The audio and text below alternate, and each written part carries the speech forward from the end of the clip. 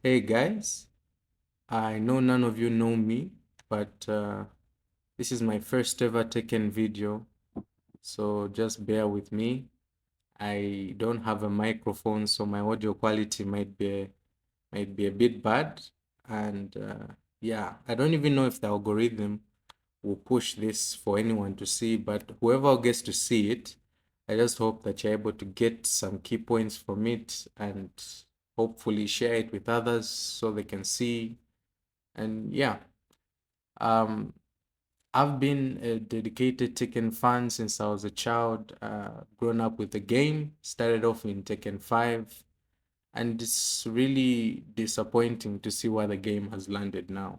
You know, I waited until season 3 to make this video because, like many of us, I was holding out hope that the game would improve. The game would become better, but it never did. So, yeah. I'm going to try and squeeze in as many points as I possibly can, as quickly as I possibly can, so I don't prolong the video. So to start things off, back in season 1, when the game first debuted, it came with the theme of aggression. Now, my theory is the devs have always wanted this game to be 60-40, not really 50-50, 60-40, 60 being the attacker and 40 being the defender, trying to encourage that stance rush down pressure.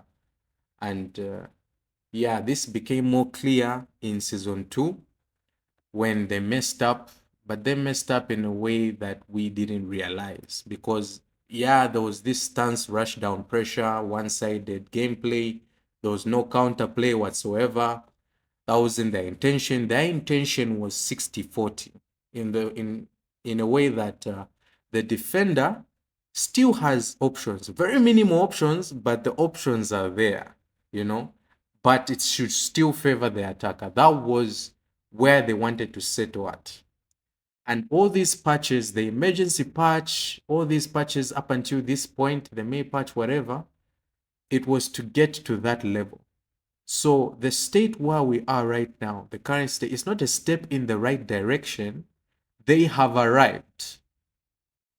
That's one thing that we didn't realize up until this point. They have arrived at their destination. This is not a step in the right direction. They are not slowly moving towards a certain goal. This is exactly where they want to be. Back in Tekken 7, that was Tekken 7 gameplay, and this is Tekken 8. I don't think we're ever gonna go back to what Tekken 7 was.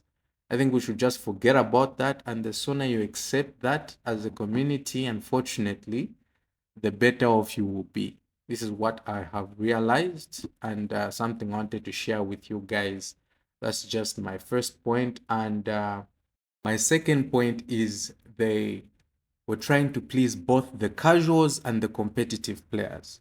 Now, this is something that you've most likely heard from other Tekken content creators and streamers already, but in my opinion, this is what killed the game. Not even the first point, this is what killed the game. Because by trying to please everyone, you're pleasing no one. The balancing that they've done up until this point has been, we're going to nerf this, but to cover up that nerf, we're going to add this instead.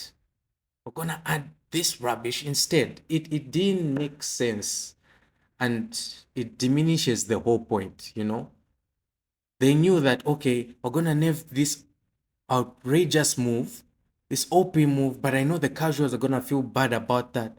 So in order to make you feel better about it, here is a mid homing plus on block, counter hit, launcher and hit. Enjoy. Like what's the point?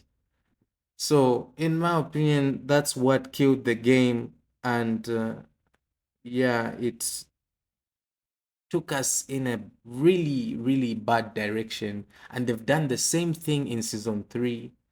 And now to talk about season 3. So, for season 3, I'm going to start off with the system changes.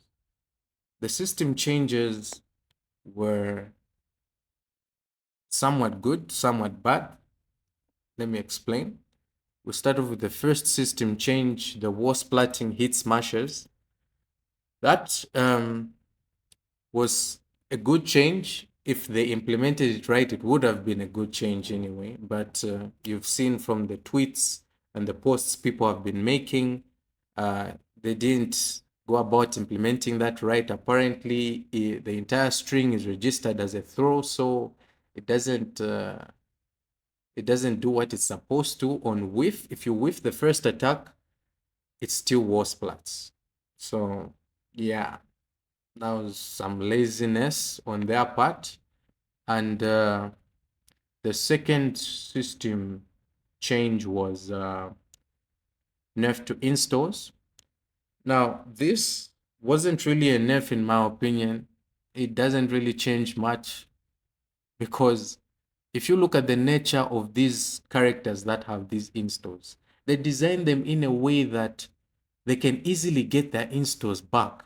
So it doesn't really matter if their install finishes at the same time the hit finishes.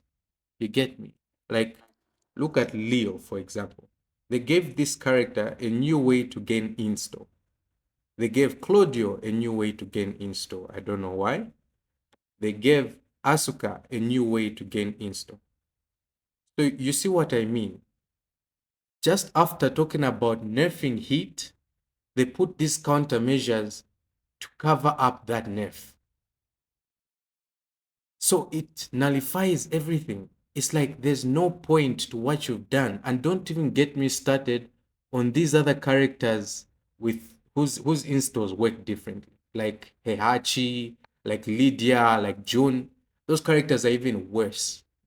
For Lydia, they apparently nerfed her according to the patch notes. They apparently nerfed her by eliminating one of her tokens anytime she uses certain moves. But look at this clip right here. I apologize for the quality. This was the best quality I could find for this video on Twitter. But look at this combo. She loses that token, and look at this. She immediately gains it back and then does 121 damage. They accidentally buffed her without even realizing it. It makes no difference.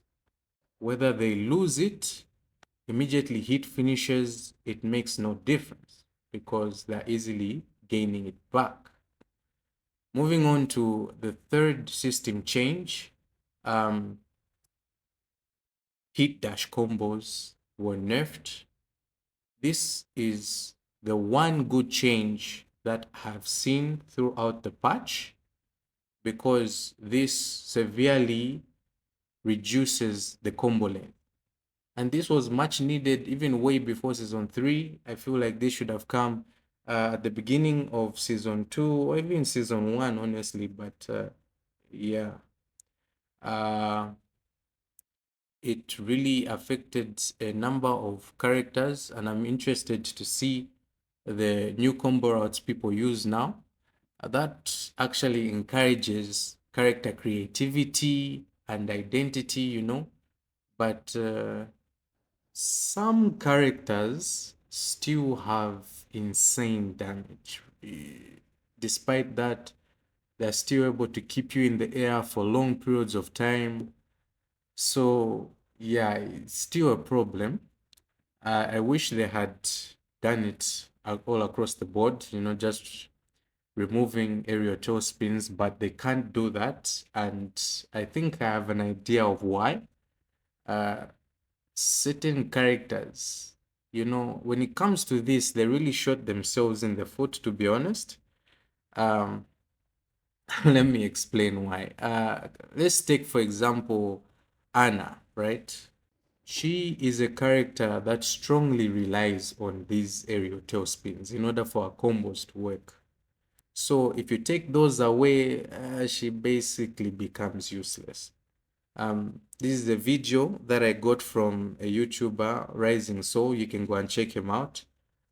He showcased some of her sample combos. Now look at this. How many times she tail spins? That's 1, that's 2, and that's 3, that's 4. Like this is just a normal sample combo of hers, just a normal staple. You see how much she strongly relies on these aerial tailspins. Take those away, how will she be able to make decent combos? So, it's really a design flaw on their part. And because of that, not just Anna, other characters that really struggle with war carry, that strongly depend on these aerial tailspins, characters like Feng, Kazuya, they'll have a hard time trying to carry these people to the war, and compared to the rest of the cast, they'll really struggle. And yeah, that's that's just yet another thing that's wrong with the game.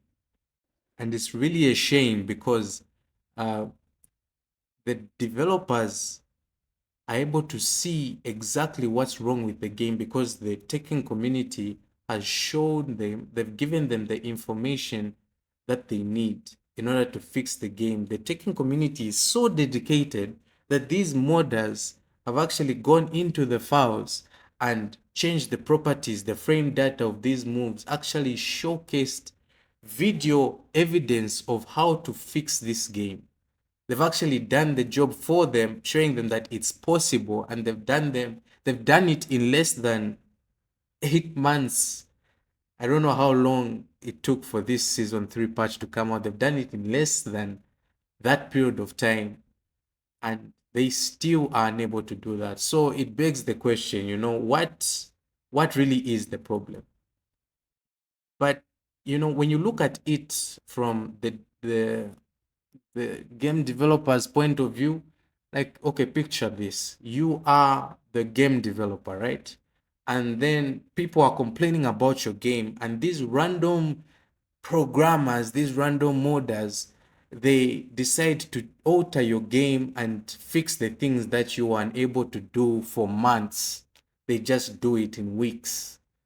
Now, would you as a dev be willing to lower your pride and accept that, oh, okay, we made a mistake, we were wrong, let's implement those changes? Or will you double down on your own decision because you don't want to be made to look like a fool? Will you double down, or would you rather take the L? These are the angles that we don't look at. Because you see, me personally, if I was a dev, I would actually take the L. I would hire those modders, fire the developers in my team because they clearly don't know what they're doing. The modders know the game better than I do. They know what the player base wants. So why not hire those people that know what they're doing, implement those changes, make the player base happy, happier customers, more money in your pocket. If you are a greedy company, then I, honestly speaking,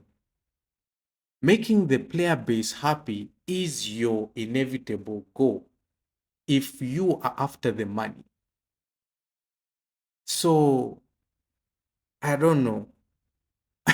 I don't know what angle they're